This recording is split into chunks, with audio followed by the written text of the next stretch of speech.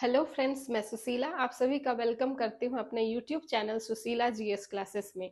आज हम लोग देखेंगे क्षेत्रीय राजवंश, जो झारखंड का क्षेत्रीय राजवंश है। और ये जो टॉपिक है वो झारखंड के जितने भी कम्पिटिटिव एग्जाम्स हैं उसमें पूछे जाते हैं, चाहे वो जेएसएससी सीजीएल हो, जेपीएससी हो, या जितने भी तरह के झारखंड से रिलेटेड एग्जाम हो। तो चलिए आज हम लोग स्टार्ट करेंगे झारखंड का क्षेत्रीय राजवंश।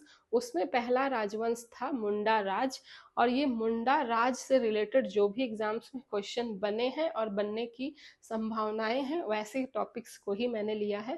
तो चलिए स्टार्ट करते हैं। देखिए, मुंडाओं का आगमन हुआ था मध्य भारत से, जो आजमगढ़ आज के यूपी में पड़ता है, वहां से ये मुंडा पलायन करते हैं और रोहतासगढ़ जो बिहार में है वहां ये आते हैं। और उस समय खेरवारों का शासन इस रोहतासगढ़ में चल रहा था और इन्हीं लोगों के साथ इनकी लड़ाइयाँ होती हैं। और ये मुंडा और खेरवार की लड़ाई में मुंडा हार जाते हैं और ये झारखंड की ओर पलायन करते हैं।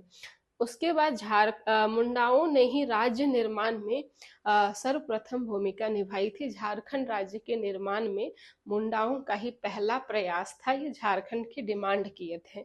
उसमें से रीता मुंडा मेन रोल प्ले किए थे। रीता मुंडा को कहीं कहीं पे रीसा मुंडा के नाम से भी जाना जाता है और एग्जाम में रीसा मुंडा के नाम पर आया है, लेकिन उनका नाम रीता मुंडा भी था। इन्होंने सूतिया पाहन को मुंडाओं का शासक चुना।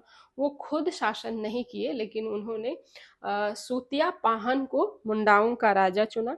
सूतिया नागखंड की स्थापना इन्होंने ही, सूतिया पाहन ने ही की थी और उन्होंने सूतियाम्बे को अपनी राजधानी बनाया।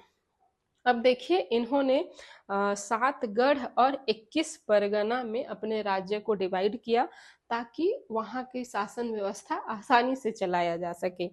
अब देखिए, अंतिम राजा हुए मदरा मुंडा।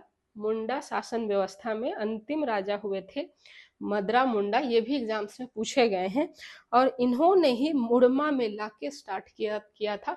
और मुड़मा मेला आज भी बहुत ज़्यादा फेमस है झारखंड में।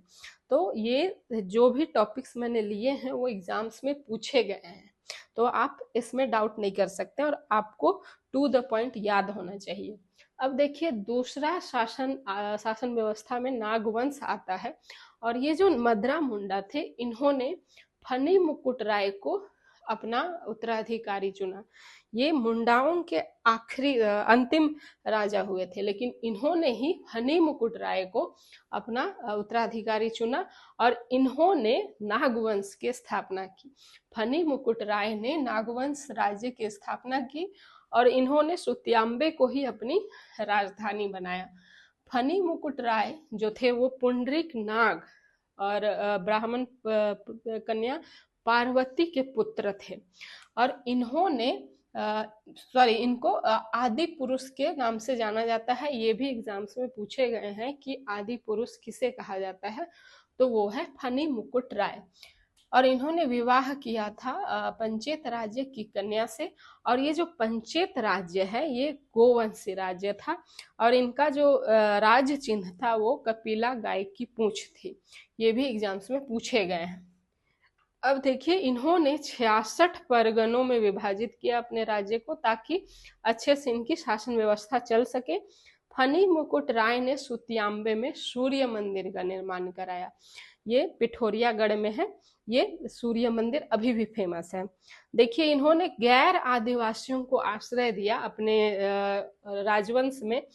इन्होंने गैर आदिवासियों को रखा और उसमें से पहले व्यक्ति थे भव राय श्रीवास्तव, जिसे इन्होंने दीवान बनाया। बागदेव सिंह ने फनी मुकुट राय की हत्या कर दी और इस तरह से फनी मुकुट राय का शासन खत्म हो जाता है। लेकिन ये नागवंश का शासन व्यवस्था आगे और चलता है। इसके बाद आते हैं भीमकर्ण। तो इस तरह से दूसरे क्लास में मैं आप लोगों को भीमकर्ण के बारे में पढ़ाऊंगी और उसके बाद जो भी राजा हुए उनके बारे में बताऊंगी। तो आज इतना ही। आगे के लिए आप मेरे चैनल में बने रहिए। Thank you for watching my video.